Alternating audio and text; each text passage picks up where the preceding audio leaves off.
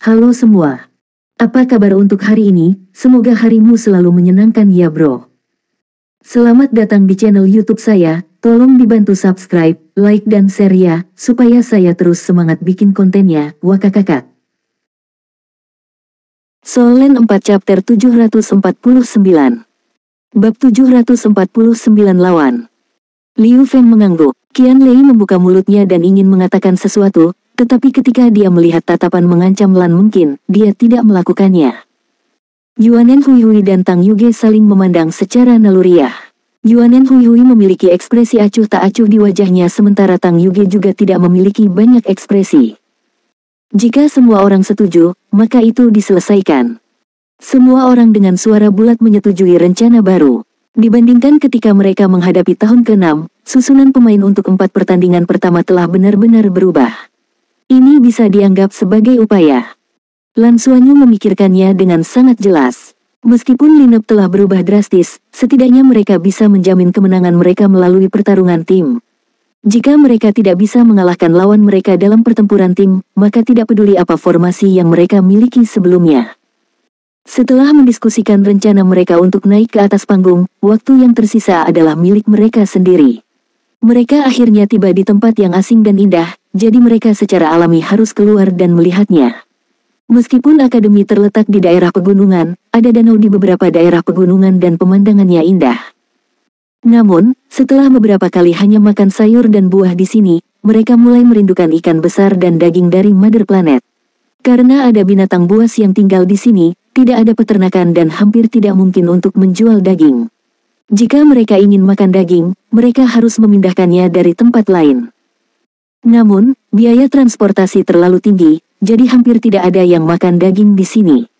Semua daging dibawa dari rumah siswa setiap 6 bulan. Lan Xuanyu merasa bahwa jika mereka membawa daging ke sini untuk dijual, mereka mungkin akan kaya. Ruang di cincin takdirnya begitu besar, berapa banyak daging yang bisa mereka bawa? Jika Penatua Su tahu bahwa Lan Xuanyu sedang berpikir untuk menggunakan cincin takdir untuk membawa daging, dia mungkin akan memuntahkan darah karena marah. 2 hari relaksasi memungkinkan Lan Xuanyu dan timnya pulih ke kondisi puncak mereka. Mereka semua jatuh cinta dengan planet indah yang memiliki energi kehidupan yang kaya dan pemandangan yang menyenangkan. Jika bukan karena kurangnya waktu, mereka semua ingin tinggal di kota Shenluo untuk jangka waktu yang lebih lama. Dikatakan bahwa ada daging untuk dijual di sana, tetapi tentu saja harganya sangat tinggi. Jika kita punya waktu di masa depan, kita bisa membawa seluruh kelas kita ke planet Shenluo untuk bermain. Bagaimanapun, kami memiliki kapal perang, jadi kami bisa langsung terbang dan tiba dalam 5 hari, kata Qian Lei dengan penuh semangat. Tidak hanya dia menyukai tempat ini, tetapi Fatih Jin juga menyukai lingkungan ini. Lan Xuanyu berkata, mari kita tunggu sampai kita lulus dari pengadilan luar. Setelah kita selesai dengan ujian pengadilan dalam, semua orang bisa datang dan bersantai ketika Anda punya waktu. Kami akan mendaftar ke akademi untuk tinggal di kota Shenluo. Seharusnya tidak ada masalah. Sudah waktunya untuk masuk, kata Xiao Qi. Lan Xuanyu dan timnya dengan cepat mengikuti di belakangnya dan menaiki tangga batu. Tempat kompetisi berada di puncak gunung, yang merupakan puncak tertinggi di dekat cabang Akademi Shrek. Ada platform besar di puncak gunung. Tidak diketahui sosok perkasa mana yang telah menciptakannya, tapi itu sangat besar dan luas. Ini adalah arena pertempuran terbesar di subdivisi. Luasnya lebih dari 10.000 meter persegi dan menyerupai stadion raksasa. Ada sistem pertahanan yang lengkap di sini. Pada saat ini, arena di puncak gunung sudah penuh. Tempat ini dapat menampung lebih dari 10.000 orang yang menonton kompetisi. Akademi Pusat Federasi ini, yang dikenal sebagai cabang Akademi Shrek, memiliki total lebih dari 8.000 siswa pengadilan dalam dan luar. Termasuk para guru, ada hampir 9.000 orang. Juga, ada area khusus di sini yang dimiliki oleh spektator stand untuk Soul Beast. Saat Lan Xuanyu memasuki arena, dia memperhatikan penonton Soul Beast. Itu karena kursi di area itu jelas lebih besar dari kursi normal, dan tidak ada kursi kosong di sana.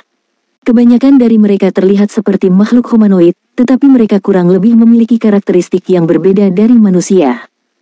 Misalnya, seorang pria tinggi tampak seperti manusia tetapi memiliki kepala singa dan ekor besar dengan pola melingkar di atasnya. Hanya mereka yang duduk di barisan depan area ini yang terlihat seperti manusia. Lan Xuanyu memiliki mata setan ungu. Meskipun dia cukup jauh, dia masih bisa melihat Raja Binatang tingkat dewa, Erming. Erming sepertinya merasakan tatapannya dan menyeringai ke arahnya. Seseorang yang duduk di sebelah Erming menarik perhatian Lan Xuanyu. Orang itu tampak berusia 40-an. Dia tidak terlalu tampan, tapi dia memberikan perasaan aneh dan sulit untuk melihat wajahnya dengan jelas. Tapi saat dia duduk di sana, dia seperti pusat dari seluruh arena pertempuran. Tatapan semua orang tertuju padanya. Ini pasti Raja Binatang tingkat dewa lainnya, kan? Kedua Raja Binatang itu benar-benar datang hari ini. Lan Xuanyu segera menjadi bersemangat. Ketika mereka masuk ke dalam venue, seluruh tribun penonton terdiam sesaat karena hampir 10.000 pasang mata tertuju pada mereka. Ini benar-benar di bawah mata semua orang. Pada saat berikutnya, semua siswa di Akademi Pusat Federal tiba-tiba berteriak serempak, "Kemenangan, kemenangan, kemenangan." Suara keras itu segera membuat Lan Xuanyu dan yang lainnya ketakutan. Raungan seperti tsunami itu membawa serta tekanan yang sangat besar. Itu adalah suara gelombang energi berapi-api dari beberapa ribu master jiwa. Lan Xuanyu menyipitkan matanya saat fluktuasi garis keturunan di tubuhnya secara alami menyebar keluar. Tekanan pada dirinya segera terangkat. Rekan satu timnya juga bisa merasakan fluktuasi esensi darahnya yang menyala-nyala. Di bawah pengaruhnya, tekanan pada semua orang berkurang. Itu benar-benar bukan tugas yang mudah untuk mewakili Akademi Shrek dalam pertandingan sparring ini. Xiaoqi, yang berjalan di depan, tenang dan tenang dengan senyum tipis di wajahnya. Betapa akrabnya suasana ini. Dia pernah mewakili Akademi Shrek dan berpartisipasi dalam kompetisi. Tekanan besar yang dibawa oleh keunggulan tuan rumah lawan adalah pelatihan yang bagus baginya dan juga merangsang semangat juangnya. Pada saat yang sama, murid-muridnya juga membutuhkan pengalaman ini. Dari sudut pandangnya, sebenarnya merupakan hal yang sangat baik bagi Lan Xuanyu dan timnya untuk dapat berpartisipasi dalam kompetisi sparring di tahun keempat mereka. Dengan tingkat pertumbuhan mereka saat ini, jika mereka berada di tahun keenam mereka, pemandangan seperti itu tidak akan banyak berpengaruh pada mereka. Namun, jika mereka muncul di sini 2 tahun kemudian, siapa yang tahu jika siswa dari Akademi Pusat Federasi ini masih bisa berteriak. Pada saat itu, Lan Xuanyu dan timnya baru berusia 6 tahun, dan mereka akan mewakili akademi lagi. Pada saat ini, pintu di seberang arena pertempuran terbuka dan sekelompok orang masuk. Dari saat mereka memasuki venue, seluruh tempat meletus dengan sorak-sorai dan suasananya sangat hidup. Yan Kailun, Yan Kailun, Li Qiuqiu, Li Qiuqiu, Dewi Qingluo, Dewi Qingluo, aku mencintaimu. Dewi Qingluo, Anyu sangat tampan. Anyu, lihat aku, lihat aku. Anyu, kamu bisa melakukannya. Petik 2. Beruang besar Weiwu, pukul mereka. Sumeng, Sumeng, pengontrol nomor 1. Yurou, Yurou, striker nomor 1. Ada segala macam sorakan yang memekakkan telinga. Lan Xuanyu tidak bisa menahan tawa. Bahkan tanpa pengenalan pihak lain, mereka sudah tahu nama pihak lain. Tim yang berjalan mewakili cabang Akademi Shrek mirip dengan tim Lan Xuanyu dalam hal jenis kelamin, 4 pria dan 3 wanita. Guru yang memimpin tim adalah Dekan Akademi Pusat Federasi, Xie Fuquan. Dekan Xie ini masih memiliki senyum hangat di wajahnya dan tampak seperti orang tua yang baik hati. Mengikuti di belakangnya adalah seorang pemuda tinggi dan kokoh yang tampaknya berusia 20-an. Bahunya sangat lebar dan meskipun dia mengenakan seragam sekolahnya, itu tidak dapat menyembunyikan otot-ototnya yang kuat. Soul Land 4 Chapter 750. Bab 750, lawan di atas panggung. Meskipun pemuda yang berjalan di depan tim Akademi Pusat Federal tampak berusia awal 20-an, dia memiliki aura yang stabil seperti gunung. Tatapannya dalam, dan dia secara alami memancarkan aura yang menindas. Karena sosoknya terlalu besar, Lan Xuanyu dan yang lainnya tidak dapat melihat tim di belakangnya dengan jelas. Kedua belah pihak dengan cepat tiba di tengah arena dan berbaris secara horizontal, memperlihatkan penampilan masing-masing. Para siswa dari Akademi Pusat memandang tim Akademi Shrek di seberang mereka dengan kejutan di mata mereka karena pihak lain terlalu muda. Meskipun siswa dari Akademi Shrek lebih muda dari mereka setiap kali mereka datang untuk bertanding, lawan mereka dari tim di depan mereka terlalu kecil, terutama Yuanen Huihui, yang terkecil, memberi kesan kepada orang-orang bahwa dia masih anak-anak. Penampilan Yuanen Huihui saat ini mirip dengan saat pertama kali masuk Akademi Shrek. Setelah beberapa tahun, seolah-olah dia belum berkembang. Lan Xuanyu telah menanyakan hal ini sebelumnya. Dia memberitahu Lan Xuanyu bahwa ini karena dia menjadi laki-laki di siang hari dan perempuan di malam hari. Masalah ini hanya bisa diselesaikan ketika dia akan mencapai usia dewasa. Naga Peri Pantom memberitahunya bahwa ketika dia akan berusia sekitar 18 tahun dan kultivasinya mencapai peringkat bijak jiwa 7 cincin, dia akan memiliki kesempatan untuk memilih apakah menjadi pria atau wanita. Yuanen Hui belum memikirkannya. Dia tidak jauh dari menjadi Soul Sage, dan dia juga tidak ingin menerobos.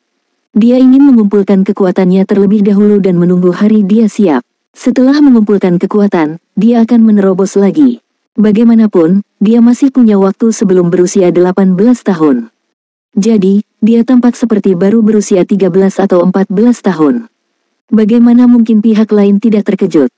Pada saat ini, Lan Xuanyu juga melihat wajah 7 orang di seberangnya. Mari kita perkenalkan diri kita. Xie Fukuan terkekeh. Xiaoqi mengangguk dan berkata, mari kita mulai. Saat dia berbicara, dia menunjuk ke Lan Xuanyu. Lan Xuanyu berkata dengan suara yang jelas, Shrek Academy Outer Core tahun keempat, ketua kelas, Lan Xuanyu. Setelah dia adalah Tang Yuge. Tahun keempat Akademi Shrek, Tang Yuge. Tahun keempat Akademi Shrek, Yuanen Hui. Tahun keempat Akademi Shrek, Bai Xiu. Tahun keempat Akademi Shrek, Lan Mungkin. Tahun keempat Akademi Shrek, Qian Lei. Tahun keempat Akademi Shrek, Liu Feng. Tahun keempat. Tanda tanya besar muncul di benak para siswa yang mewakili Akademi Pusat Federasi. Kenapa mereka di tahun keempat? Bukankah mereka seharusnya tahun ke-6? Sebagai lulusan pengadilan dalam Federasi Pusat, mereka sebenarnya harus menghadapi tahun keempat Akademi Shrek. Mereka terlalu meremehkan kita. Beberapa dari 7 orang dari Akademi Pusat Federasi memiliki kemarahan di mata mereka. Xiaoqi menjelaskan, menurut aturan sebelumnya, seharusnya tahun ke-6. Tapi kali ini, tahun keempat menantang tahun ke-6 dan menang melawan mereka, jadi tahun keempat menggantikan tahun ke-6 untuk berpartisipasi dalam kompetisi sparring. Biarkan saya menjelaskannya. Tahun keempat menantang dan mengalahkan tahun ke-6. 7 peserta dari Akademi Pusat Federasi bahkan lebih terkejut. Sebelum dimulainya kompetisi hari ini, mereka tidak menerima pengenalan tentang perwakilan siswa Akademi Shrek, seperti bagaimana tim Lan Xuanyu tidak menerima pengenalan tentang 7 orang ini. Ini adalah aturan yang ditetapkan sejak lama. Jika seseorang ingin memahami lawan mereka, mereka harus melakukannya dalam kompetisi. Semuanya harus dilakukan di tempat dan tidak memberi mereka kesempatan untuk bersiap sebelumnya.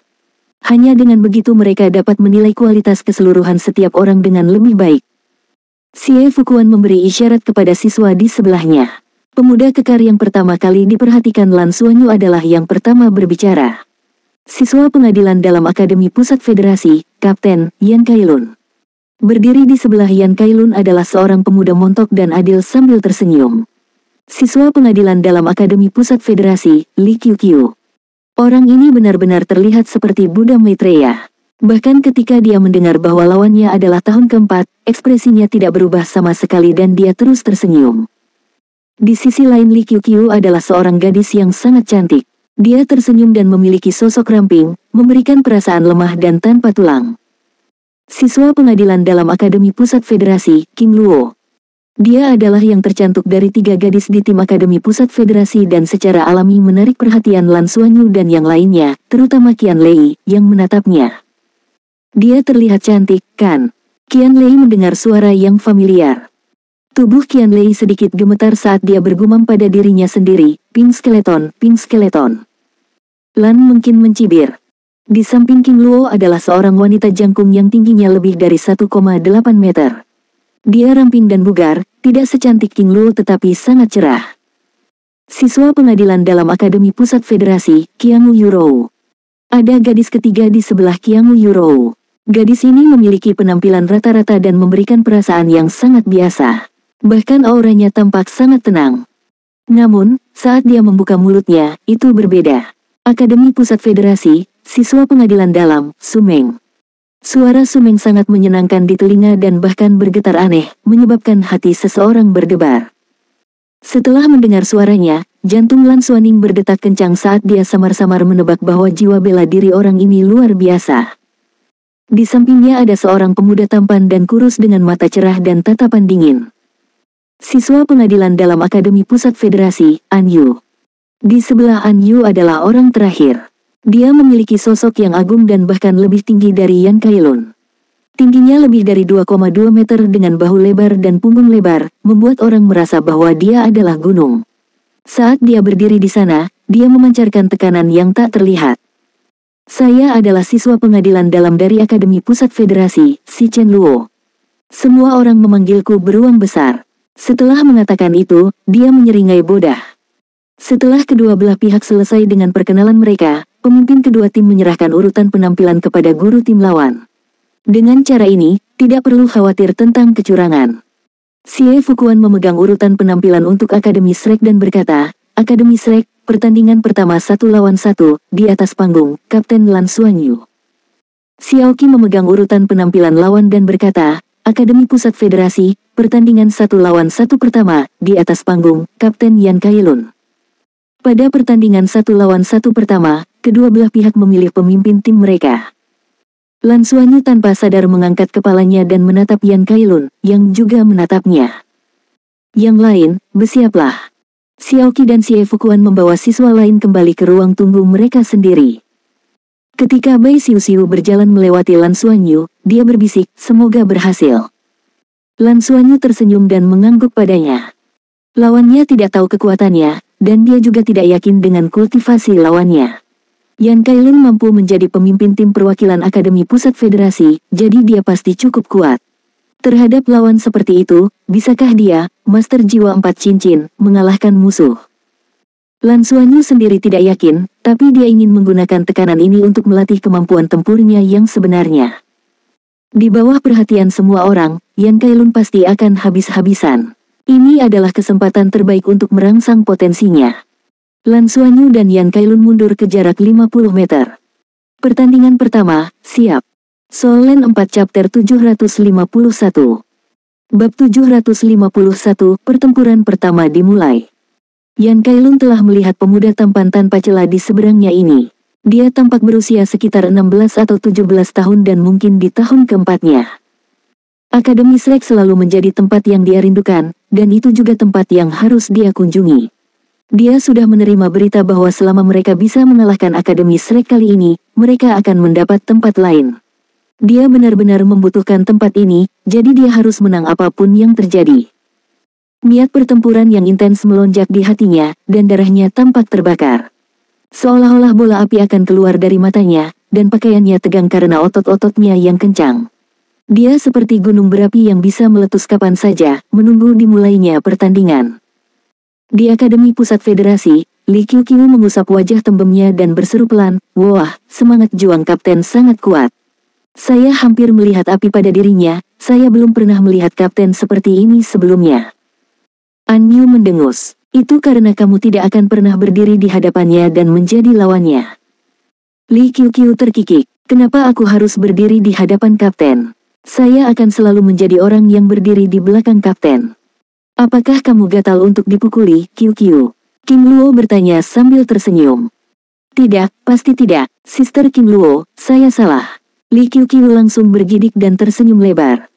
Itu benar, dia gatal untuk dipukul. Lagi pula dia memiliki kulit yang tebal. Pukul dia. Qiang Yuro mengipasi api di samping. Kamu tidak bisa melakukan ini.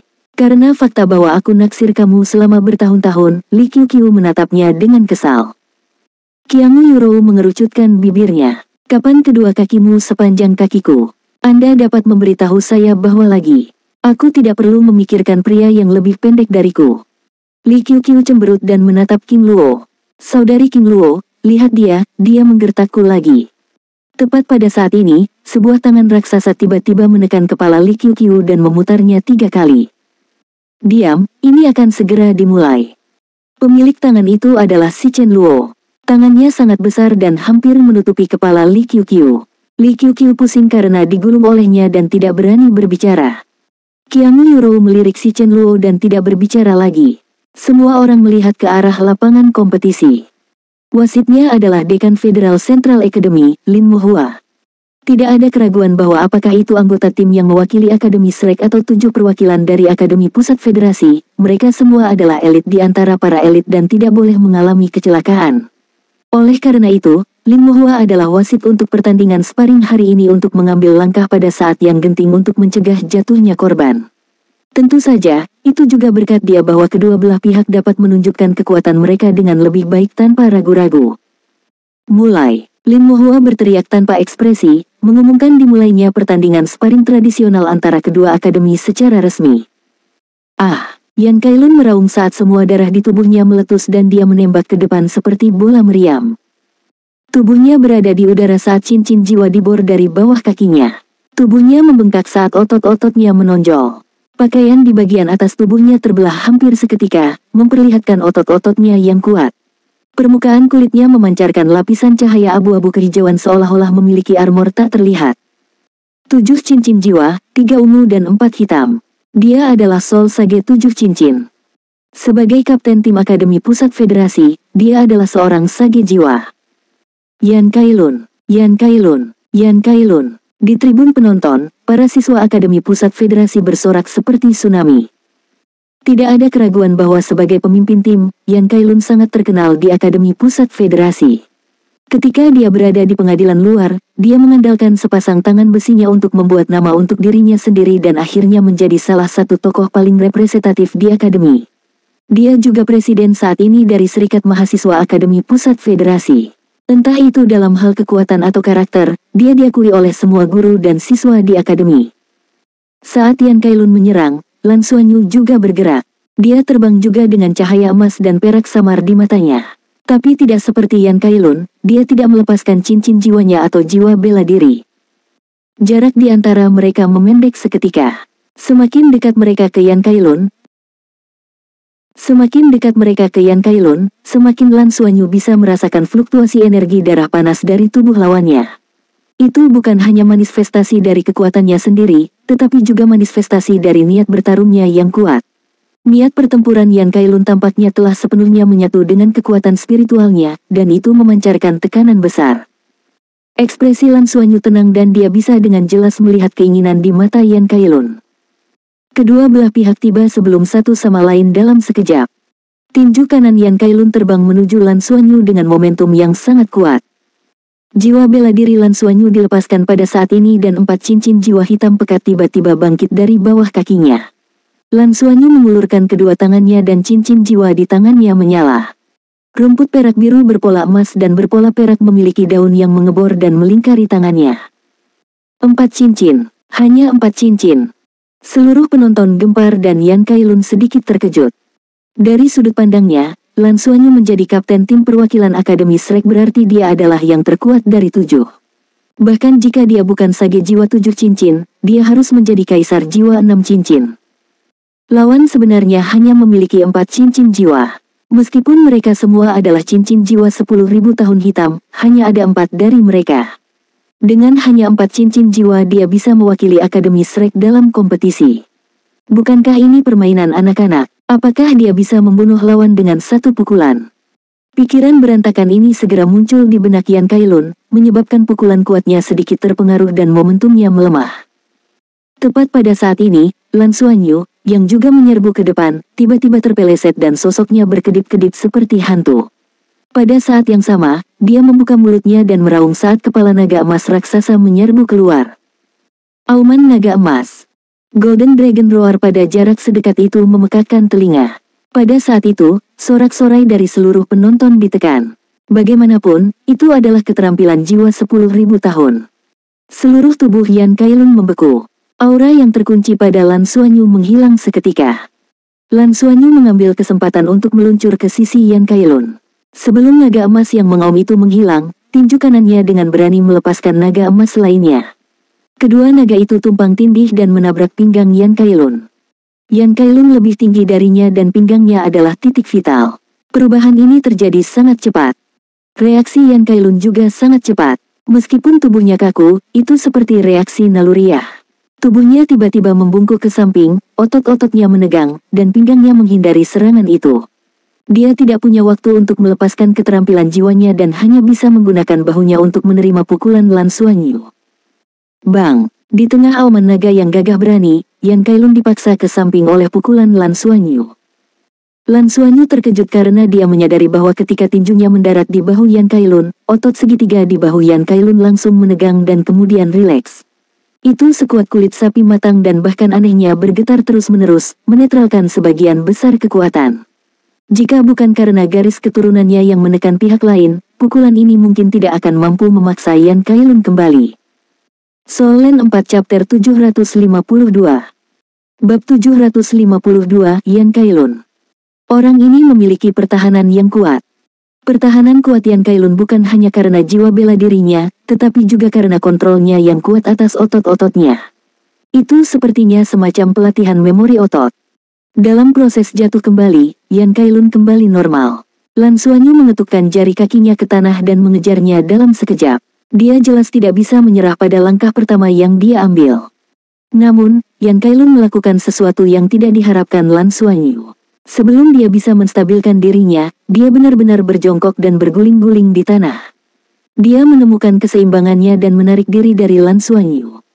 Cincin jiwa ketiga di tubuh Yan Kailun menyala saat kedua telapak tangannya menyentuh tanah. Tatapan Lan Xuanyu tegas. Meskipun kultivasi kekuatan jiwanya jauh lebih rendah daripada milik Yan Kailun, kekuatan spiritualnya lebih kuat. Dia melompat tanpa ragu-ragu dan cincin jiwa keempat di tubuhnya berkedip. Dengan lampu hijau, dia melayang tanpa beban seperti angin sepoi-sepoi. Ledakan, tanah bergetar. Dengan tubuh Yan Kailun sebagai pusatnya, sepertinya ada gelombang turbulen dalam radius 30 meter saat gelombang kejut besar menyebar keluar. Keterampilan jiwa ketiga, Ground Storm.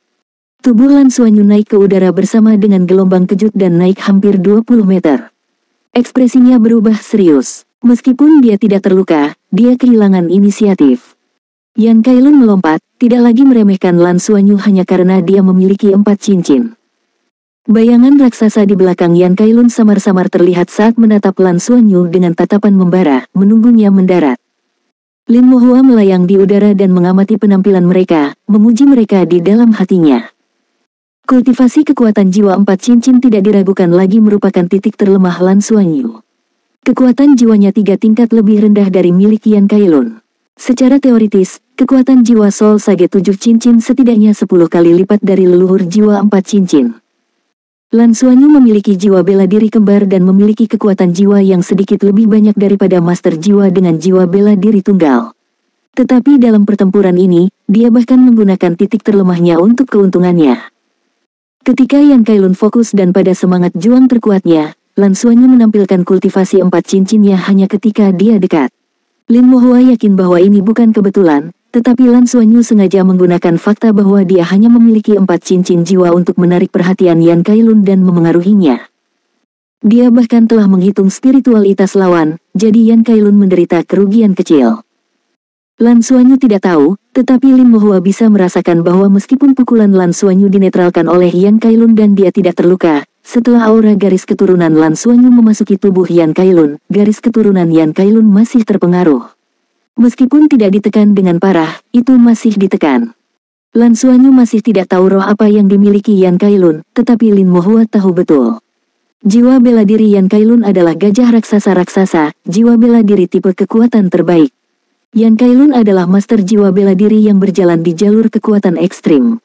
Penggunaan terbesar jiwa bela diri gajah raksasa-raksasa adalah untuk meningkatkan kekuatan garis keturunannya, tetapi pada saat ini, dia ditekan dalam aspek ini, yang menunjukkan betapa kuatnya aura garis keturunan Lan Xuanyu. Lin Mohua tidak yakin mengapa Lan Xuanyu hanya memiliki 4 cincin. Dilihat dari garis keturunannya, jiwa bela dirinya seharusnya jauh lebih kuat daripada milik Yan Kailun, dan ini hanya memperhitungkan salah satu jiwa bela diri miliknya.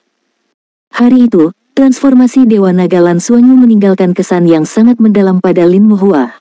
Di depan Feng Hao Douluo tingkat dewa seperti dia, Lan Xuanyu benar-benar mampu menembus blokade dan melemparkan halberd pemisah abis suci surgawi. Seberapa kuat dia? Wasit hari ini tidak seharusnya Lin Mohua, tapi orang lain. Lin Mohua lah yang memutuskan untuk menggantikannya. Dia tidak melakukan ini untuk mencegah siswa Akademi Pusat Federasi menyakiti siswa Akademi Shrek, tetapi untuk mencegah Lan Xuanyu menyakiti orang lain. Heavenly Secret Abyss Splitting Halberd milik Lan Xuanyu terlalu sombong. Bahkan Lin Mohua, yang merupakan Feng Hao Douluo tingkat dewa, memiliki kekuatan hidupnya yang dilahap ketika dia mencoba meraihnya. Jika itu mendarat di master jiwa biasa, konsekuensinya jelas. Oleh karena itu, ketika jadwal pertandingan keluar dan Lin Mohua melihat bahwa lawan Lan Xuanyu adalah Yan Kailun, dia sebenarnya sedikit kecewa. Di sisi Akademi Pusat Federasi, orang lain manapun akan lebih baik menghadapi Lan Xuanyu daripada Yan Kailun. Yan Kailun paling mahir dalam menyerang dan berhadapan langsung dengan lawan-lawannya. Keterampilan tempurnya semuanya dalam pertempuran jarak dekat dan dia tidak pandai dalam pertempuran jarak jauh. Kemampuan Heavenly Secret Abyss Halberd milik Lan Xuanyu terlalu menekan Yan Kailun. Begitu Lan Xuanyu menggunakannya, Yan Kailun mungkin akan kesulitan menolak. Meskipun Lan Xuanyu adalah junior Lin Mohua, dia telah menyaksikan Yan Kailun tumbuh dan mewakili Akademi Pusat Federasi. Dia jelas tidak ingin Yan Kailun kalah. Sekarang, mereka hanya bisa melihat bagaimana Yan Kailun akan bereaksi dan apakah Lan Xuanyu akan menggunakan tombak itu. Lan Xuanyu mungkin tidak perlu membayar harga apapun untuk menggunakannya. Pada saat ini, Yan Kailun mengerutkan alisnya karena dia menyadari bahwa Lan Xuanyu, yang diledakkan ke langit olehnya, tidak jatuh dari langit. Sebaliknya, Lan Xuanyu ditangguhkan di udara, seluruh tubuhnya dikelilingi oleh lampu hijau saat dia menatapnya. Dia bisa melayang di udara. Ya, Lan Xuanyu tentu saja bisa, karena dia tahu cara mengendalikan elemen angin. Kontrolnya atas elemen angin memungkinkan dia untuk memiliki kemampuan terbang untuk jarak pendek. Dia secara alami tidak bisa membiarkan dirinya jatuh dengan mudah. Kalau tidak, dia akan menjadi target. Rumput perak biru bermotif perak di tangan kiri Lan Xuanyu telah meringkuk dan berubah menjadi sisik perak yang menutupi seluruh tubuhnya. Kemampuan ini mirip dengan keterampilan jiwa pertamanya Blue Silver Grace berpola emas, tubuh naga emas, tetapi saat ini menampilkan tubuh naga perak. Ini adalah sesuatu yang dia temukan secara bertahap setelah mendapatkan transformasi Dewa Naga. Ketika dia dalam keadaan tubuh naga perak, kendalinya atas elemen akan meningkat pesat, seperti bagaimana rumput perak biru berpola perak menutupi telapak tangannya dan juga meningkatkan kemampuannya untuk mengontrol elemen. Kemudian, tangan Lan Xuanyu mulai bergerak. Lan Kailun bisa melihat lampu biru, merah, kuning, dan hijau berkedip-kedip di tangan Lan Xuanyu. Yang paling penting, 4 cincin jiwa hitam di tubuhnya sebenarnya semuanya memancarkan cahaya. Apa yang sedang terjadi? Apakah dia melepaskan keterampilan jiwanya? Ekspresi Yan Kailun berubah begitu dia melihatnya. Dia adalah master jiwa tipe kekuatan murni, tapi bagaimanapun juga dia adalah seorang Soul Sage 7 cincin. Dia bisa dengan jelas merasakan gelombang elemen di udara menjadi lebih kuat, dan segala macam elemen menjadi panik. Orang pintar seperti Lan Xuanyu jelas tahu bagaimana menggunakan kekuatannya untuk menyerang kelemahan musuh. Meskipun dia belum mengetahui apa itu jiwa bela diri Yan Kailun, dia bisa merasakan bahwa kemampuan Yan Kailun sebagian besar dalam hal kekuatan. Lan Xuanyu juga sangat kuat, tetapi dia tidak berpikir bahwa dia bisa bertarung melawan Soul Sage tipe kekuatan dalam aspek ini. Dalam aspek apa dia lebih kuat dari lawannya? Kekuatan rohani. Di bawah peningkatan tubuh naga perak, ditambah dengan 4 keterampilan jiwa 10.000 tahun dan kekuatan spiritual ranah spirit abyss, kendalinya atas elemen sangat kuat. Bahkan petapa jiwa 7 cincin yang mahir dalam mengendalikan elemen mungkin tidak lebih kuat darinya. Oleh karena itu, ketika dia diledakkan ke udara dan digantung oleh angin, dia sudah memiliki rencana di benaknya. Pengalaman tempur Yan Kailun sangat kaya, dan saat dia menyadari ada sesuatu yang salah, dia langsung bereaksi. Sebuah battle armor coklat langsung muncul dari tubuhnya dan menutupi seluruh tubuhnya. Sepasang sayap terbentang di punggungnya, dan baju besi di tinjunya sangat tebal. Dengan battle armornya, aura Yan Kailun meningkat secara eksponensial saat darah dan ki-nya melonjak.